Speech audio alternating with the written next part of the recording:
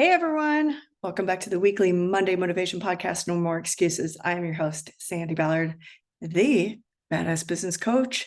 And yes, thank you for being here, for listening, for sharing the podcast and investing in you. And as a business coach, I'm also a DISC certified coach, which means I help people work on their communication style, but really how they like to give and receive information. I've spoken at conferences about the DISC assessment, but also communication in general, and team building workshops all across the United States. So let me ask you this. Do you ever get frustrated with the responses you get? Do you ever not know how to hear someone's ridiculous requests or how to respond to them? Like they just keep asking a question, another question, another question. Or do you ever think this could have been an email instead of a meeting? Yes. I'll be answered, hell yes, to any of those. Yes, communication is obviously something you might need to work on, or is something you need to work on. Yes. No matter the size, if you're a sole proprietor or a huge company, communication can be detrimental to your company's success, to the well-being of your staff, and the relationships with your staff, subcontractors, and vendors. And I even talk about with my clients, you could use this at home. So just working on your communication style can help. Yes, I'm a DISC certified coach. I help people understand how they want to give and receive information, how they want to give it more effectively, and to better provide information to others, right? And DISC isn't the only assessment out there, but it's the one I just happen to specialize in. And years ago, when I was leading a board, I was so frustrated with all the questions I would get from some people when others were like, this is great, let's go, let's do this. And then there were those who would never speak up in a meeting, but you could tell they were just thinking, they were taking vigorous notes, or just, I don't know what they were doing. But after the meeting, maybe that day or later on in the week, they would contact me, and they would come across as questioning with all their questions. I wasn't, was I handling things right? Or was this the right way to do things? Even though everyone had agreed, right? But they really needed more information. And I've said it probably, 300 times. I wish I knew then what I know now about more effective communication, how to more effectively communicate. If you're communicating effectively, you're going to work more efficiently, and you're going to be more productive, and in turn, what? More profitable, right? Yes. And this isn't a DISC assessment selling message, right? I do have a free test if you'd like one. Give that to you at the end. There are so many assessments out there, like Myers-Briggs. There's a colors one. There's something with the SMART goals. There's all kinds. There's, I don't know, probably throw a rock and hit 10 different assessments. Like I said, DISC is just what I happen to be certified in and specialize in. The message today about communication, I want you to think through, take a look at how are you communicating? Is there frustration there? On whether you're, how you're receiving it, but necessarily how are you giving it? Are people frustrated with you? Can you sense tension there? If people are asking you for more and more information, why? Well, probably because you're a little more in love with bullet points than the other person, like I was referring to with the board. Some people seemed fine. Some people would ask questions right away, and others had to process it and ask later. And a lot of times you just don't know who you're talking to, right? And you get frustrated when you're either asked a question after a question when you think you gave all the necessary information. Yes, like I was just referring to. Or do you lose your shit when someone forwards you a chain email when all the information you need is in like 3 or 4 bullet points, and it's somewhere in that chain, that long ass chain of emails, and you just shut down, and it's easier to go ask the person. Yes, I've been there. I was recently sent an email with instructions on how to do something. We were all on a committee doing an activity, and it was one giant paragraph. So when I'm talking about communication, I'm talking about verbal, like listening to webinars, talking on the phone, text, email, presentations, all of that, no matter how you're using your words, is your message getting across? And also, if it's something you want information back from, how are you receiving it? Are you getting it how you need? So this email I received from someone, it was just one giant email, and I just couldn't. I looked at it, I started reading it 2 or 3 times, and I just was like, wow, this is too much. My brain just wouldn't break up the words, the paragraphs, because there was it was just one giant paragraph. And then I was talking with someone else on the committee about their take on it, and he understood it completely different than I did. Well, me and I are both the type that want things short, direct, to the point. So bullet points, especially when you're trying to make a point, right? So while he and I were talking, I took the email, copied it and pasted it into Word, broke it into different paragraphs, and then took the steps we all had to take and put it into bullet points. And then we discussed it again. It was like, voila. Okay, we could both get through it. But the problem is that when we all got together to do the activity, people still misunderstood it. So, when you're giving instructions like that, have you ever read a recipe? For those of you who read recipes, is it just one big block of text? No, step 1, step 2, step 3, whatever, right? So think about that. If you're providing information that has steps or directions or something of importance, please make sure you put them in bullets or numbers or something like that.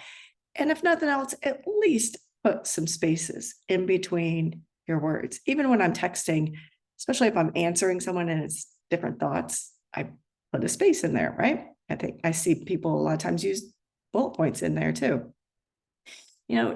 It was just so confusing. It was interesting to see and hear how that committee, when we all got together, how some interpreted the instructions differently than others.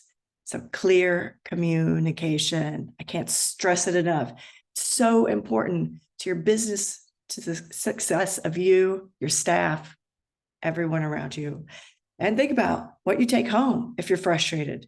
Let's just all speak more clear, right? Think about a recent email or phone call, text, or in-person conversation. Yes, all those things I mentioned. Did you want out of the conversation, or did you want more information and you weren't getting it? Were you sensing that frustration by asking why? I recently, talked with a client and about a conversation many conversations he had a couple of years ago with subcontractors, right? Well, he was having challenges because they weren't talking the same language. They weren't necessarily documenting it either. So there was some he said, she said kind of things going on there, which everyone knows you need to document any kind of verbal communication that is around a contract or anything to do with pricing, timing, etc. So we worked on that with him and for him to slow down and really listen, but also to take notes and get it out of your oh shit head, right? The oh shit list is the one in your head. Get it out of there. But think about a conversation that you've had with a staff or a vendor, subcontractor. I've helped many clients talk through things like that, how to approach a staff member who's had some challenges, or what to say in a review if it's not all great, right? Put in a performance improvement plan. I had one client that she would say, okay, I need to talk to XYZ staff. This is what I want to say. This is what happened. This is what I would say. And she was all fired up, and I'd let her read it and then be like, okay, and here's how you're going to say it. So, and I would also ask her how she could smooth it out a little bit, how she could soften things. And sometimes, yeah, you just want to be direct. Trust me, I've been way too direct in my life sometimes. Sometimes it was needed, and that's how I coach. I either get in your ass if you need it, or I step back and listen and soften the edges a little bit and say, hey, let's think about this and this. So thinking about how you communicate with everyone in your world is so important. And it's just as important to share how you want to receive information so you're not frustrated. A few tips I have: listen with fully opened ears. I know it's not always the right time to talk to somebody. So if you can't set up a more appropriate time because it's an urgent need, make sure it's an urgent need, because some staff members, some managers just want your time right then because it's their emergency, it's their fire, but it's not fully necessary to talk right then. So think through on that. But if you really need to talk to someone right then and they need your full attention, please step away from your notes, your phone, be fully present. That may sound silly, but we've all done it, to where we are trying to listen to someone and we're like, but you're really thinking about what you are wanting to work on or need to work on. So again, making sure you separate that when someone comes to you. Is this emergency? Is it urgent? Is the building on fire? All that. All right. And then be honest. Explain to others how you'd like to receive information, emails, text, etc. Meaning, do you like bullet points or do you like all the detail? Sometimes if you're providing information in an email or in maybe a presentation or slides, you always do bullet points or short paragraphs. But if you're doing a presentation with handouts, do bullet points. And then you can always say, does anyone want more information? I can email that to you later. I can provide it to the presentation to you after this meeting, or come see me afterward. You can also maybe put a little asterisk, more information below, and put all that down. So the people who just want to blow through, if they see that big glob of words, they're just going to check out. Okay. Bullet points first, more information later. But be honest. If you're getting emails or texts or calls or not calls, but voicemails or any kind of written information that's way more than you want, just say, hey, can you recap this? Give me the top 3 points that you would like to make, and then ask for more information if you need it. And do the same for others. If somebody's requesting some information from you, ask them, how would you like to receive it? And then you'll start getting the hints, getting the idea of what somebody wants, right? So then you can not overdo it, not underdo it. And say what you mean, but you don't have to be mean. Use that one a lot. Sometimes frustration can get the best of you. You have someone that comes in and asks a question, wants your input, wants your expertise, and then comes at you with a little challenge like, but why? Or why do this? Or why aren't we doing that? Well, if you have the time, ask them why they're questioning you. What, maybe they need to make an appointment, because I always say sometimes your way isn't the only way, right? So why are they making this point? Do they know of a different product or service or something that will help a client or customer a certain way other than the way you have? Or be clear on why your answer, your response is what has to happen, right? I like to say when I'm doing a lot of team building workshops is it the process or the end result that's the most important? So learning about that will help you, and listening and asking questions, providing information on how you want to be communicated with will help you learn how other people want to communicate, will help you be less frustrated, be more productive, make more money, right? And a little bonus tip, watch the body language.